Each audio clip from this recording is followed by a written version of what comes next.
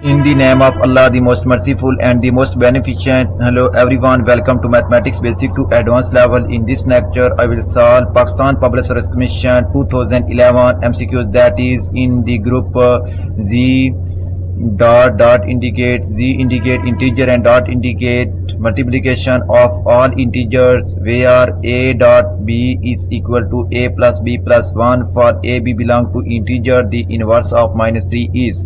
Solution, that is, first of all we find the identity element of z dot.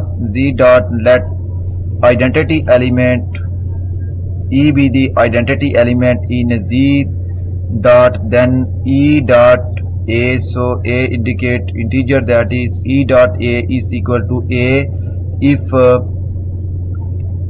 e plus a plus 1 is equal to a. So e is equal to -1 plus 1 is equal to 0.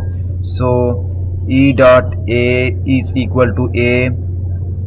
If a is the inverse of -3, then -3 dot a is equal to, so -3 plus a plus 1 is equal to -1.